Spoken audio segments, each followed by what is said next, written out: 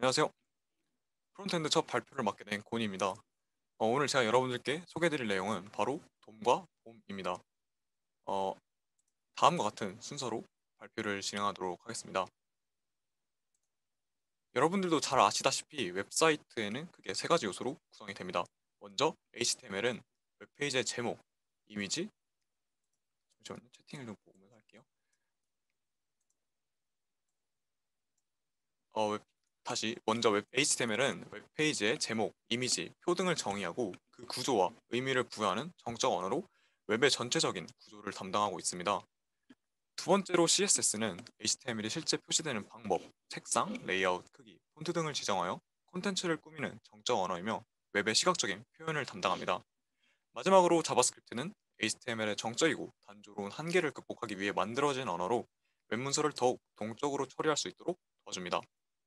쉽게 정리하면 HTML로 웹페이지에 뼈대를 만들고 CSS로 옷을 입히고 자바스크립트로 기능을 추가한다고 할 수 있습니다.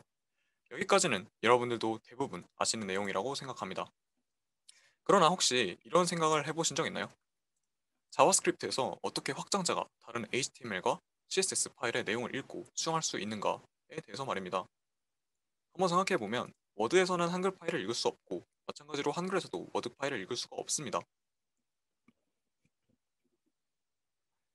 그런데 자바스크립트에서는 어떻게 이것이 가능할까요? 여기에 대한 해답은 바로 돔에 있습니다. 도큐먼트 오브젝트 모델, 한국말로 문서 객체 모델이 이를 가능하게 해줍니다. 돔은 문서에 대한 모든 내용을 담고 있는 객체를 의미합니다. 여기서 문서는 XTML, HTML, XML을 의미합니다. 즉, 돔은 텍스트 파일로 이루어진 문서를 브라우저가 이해할 수 있는 구조로 구성한 것이며, 또한 돔은 HTML 요소 간의 부자관계를 반영하여 모든 노드들을 트리 구조로 구성한 것입니다. 마지막으로 돔은 우리가 문서의 구조, 스타일, 내용 등을 변경할 수 있도록 도와줍니다. HTML 요소는 HTML 문서를 구성하는 개별적인 요소를 의미합니다. HTML 요소는 렌더링 엔진에 의해 파싱되어 돔을 구성하는 요소 노드 객체로 변환됩니다. 이때 HTML 요소의 어트리뷰트는 어트리뷰트 노드로, 텍스트 콘텐츠는 텍스트 노드로 변환됩니다. 이런 HTML 요소들이 들어있는 HTML 문서를 렌더링 엔진이 파싱하여 다음과 같이 노드 객체로 구성된 트리 구조를 가진 돔을 생성합니다. 이처럼 돔은 노드 객체의 계층적인 구조로 구성됩니다. 노드 객체는 각각 종류가 있고 상속 구조를 갖습니다. 노드 객체는 총 12개의 종류가 있는데 오늘은 이 중 가장 중요한 노드 타입 4가지에 대해서만 알아보도록 하겠습니다. 먼저 문서 노드는 돔 트리의 최상위에 존재하는 루트 노드로서 도큐먼트 객체를 가리킵니다. HTML 문서당 도큐먼트 객체는 유일합니다.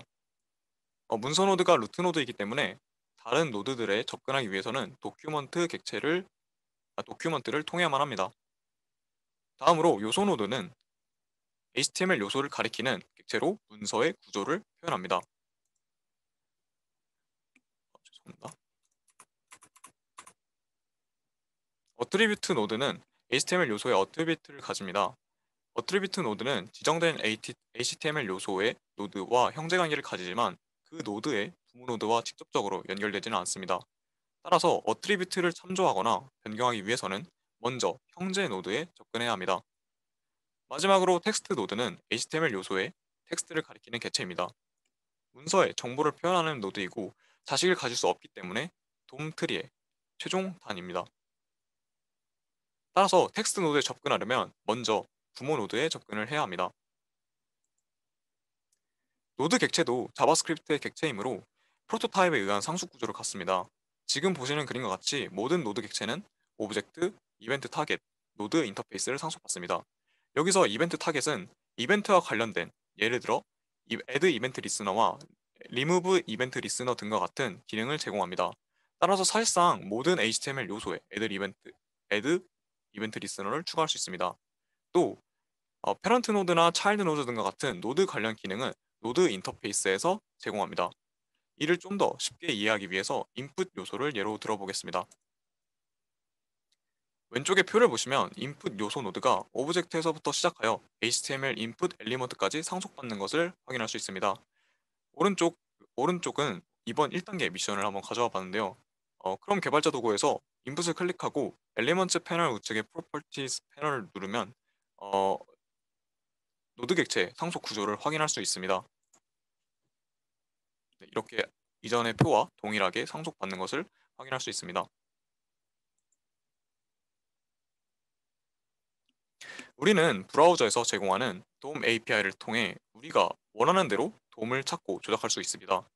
정적인 웹페이지에 접근하여 동적으로 웹페이지를 변경하기 위한 유일한 방법은 메모리상에 존재하는 돔을 변경하는 것이고, 이때 필요한 것이 돔에 접근하고 변경하는 프로퍼티와 메소드에 집합인 돔 API입니다.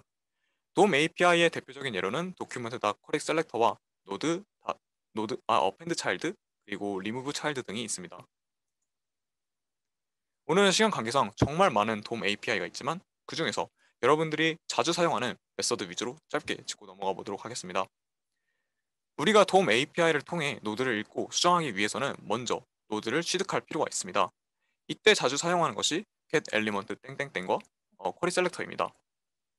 그리고 이들 중에서 여러 개의 요소 노드 객체를 리턴하는 메서드가 바로 get element by tag name, 그리고 get elements by class name, query selector all입니다.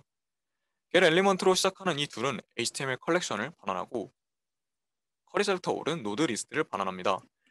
HTML 컬렉션과 노드 리스트의 공통점은 돔 API가 여러 개의 결과값을 반환하기 위한 돔 컬렉션 객체라는 것입니다. 또한 이들은 유사 배열 객체이면서 이터러블인데요. 우선 유사 배열 객체라는 것은 랭스를 가지고 있어서 인덱싱을 할 수 있고 포문을 돌릴 수 있습니다. 그리고 이터러블은 포오프 반복문을 사용할 수 있고 스프레드 연산자를 사용할 수 있으며 배열 디스트럭처링을 할 수 있을 때 이터러블하다고 합니다.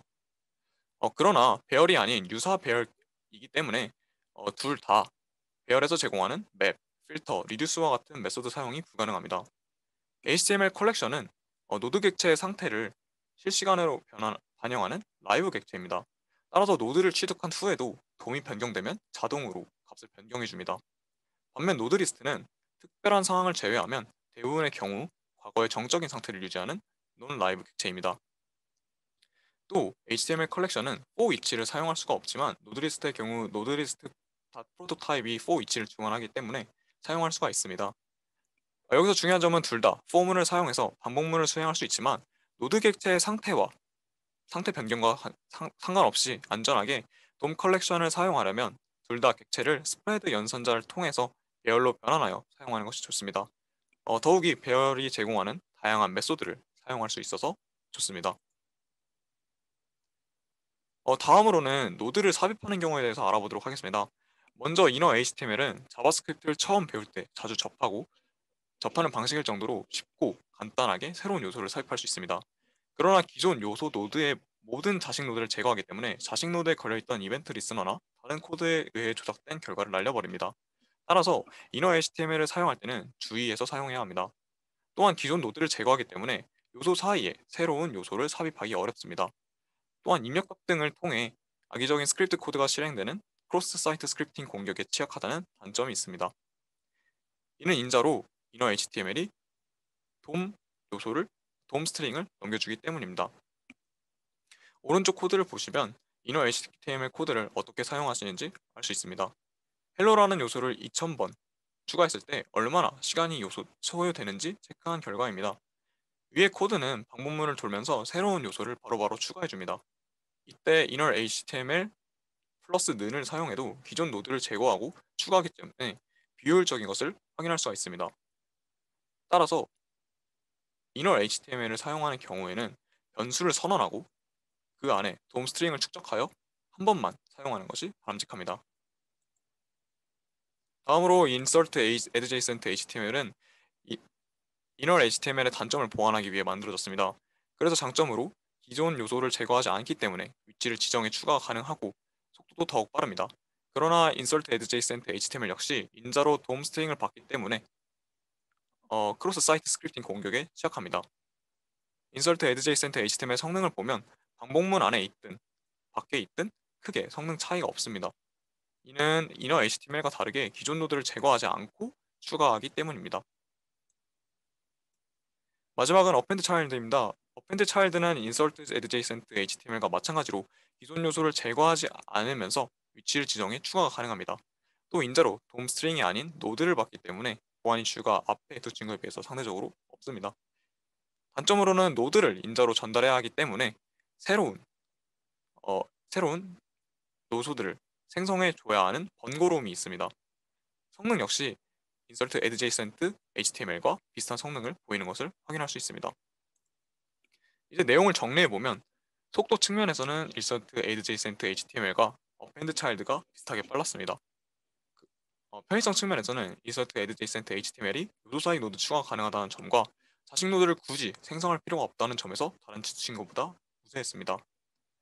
보안성은 append child를 제외한 두 친구가 크로스 사이트 스크립팅 공격 위험이기 때문에 append child를 선정했습니다.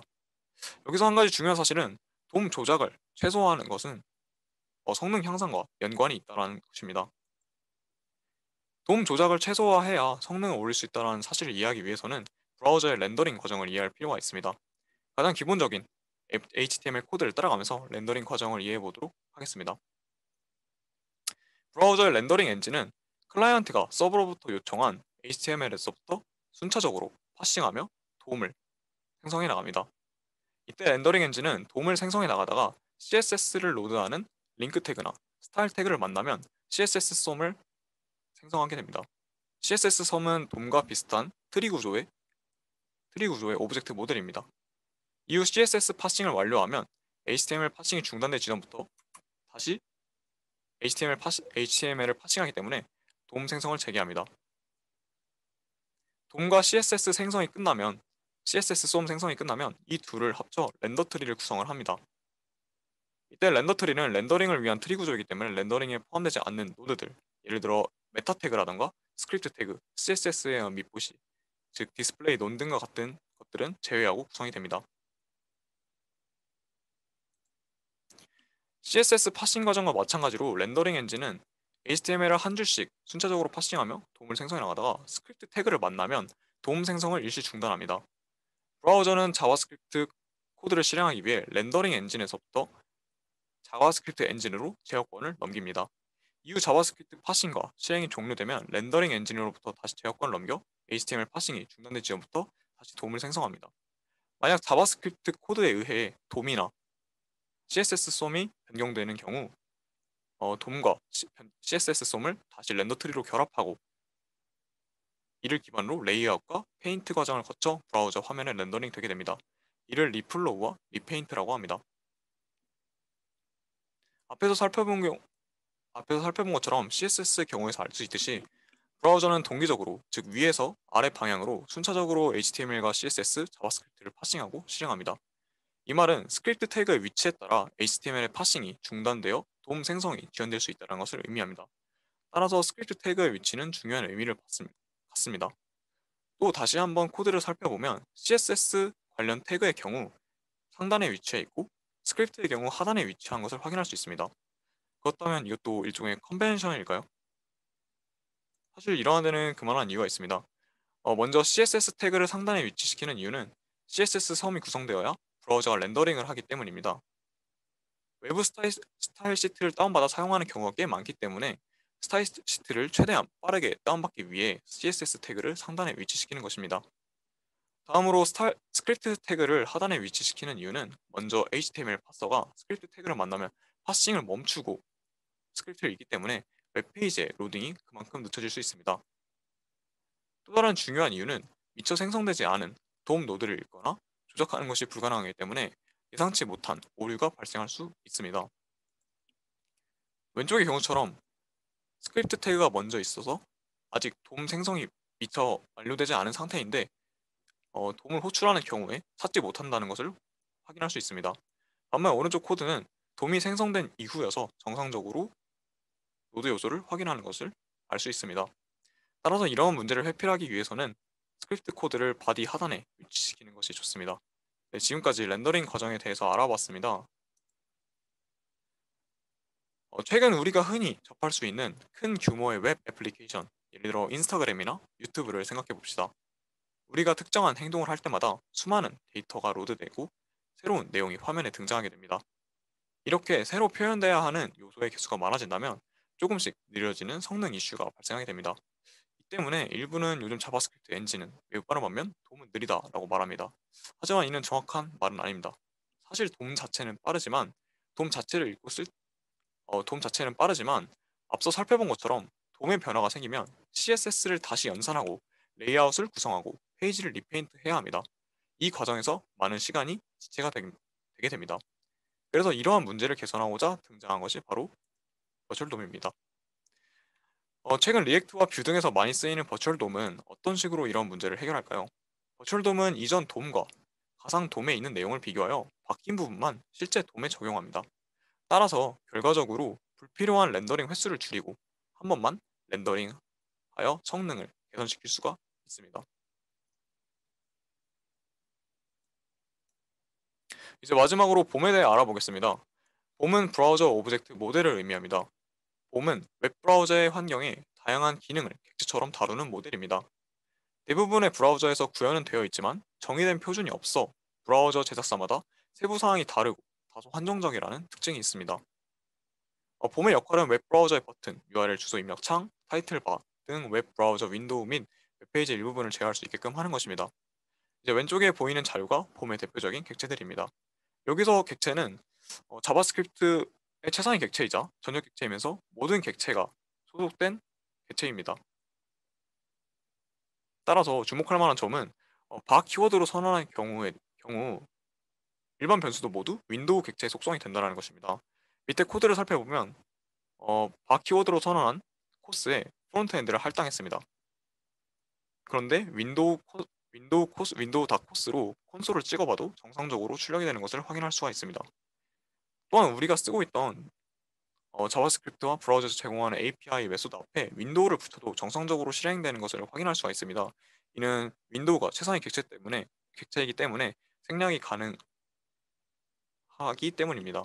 네, 넘버라는 메소드를 이제 실행을 했을 때 정상적으로 실행이 되지만 윈도우라는 것을 붙여도 또 정상적으로 실행이 되는 것을 확인할 수가 있습니다. 이제 다음으로 주목할 것은 도큐먼트 객체입니다. 도큐먼트 객체 어디서 많이 본 것 같지 않나요? 네, 맞습니다. 도큐먼트 객체는 돔 트리의 최상단 객체입니다. 따라서 돔은 봄에 포함되는 관계입니다. 때문에 돔 API를 통해 노드 요소를 불러올 때도 윈도우를 앞에 붙여도 정상적으로 실행되는 것을 확인할 수가 있습니다. 네, 이상으로 돔과 봄에 대한 발표를 마치도록 하겠습니다. 네, 끝까지 경청해 주셔서 감사합니다.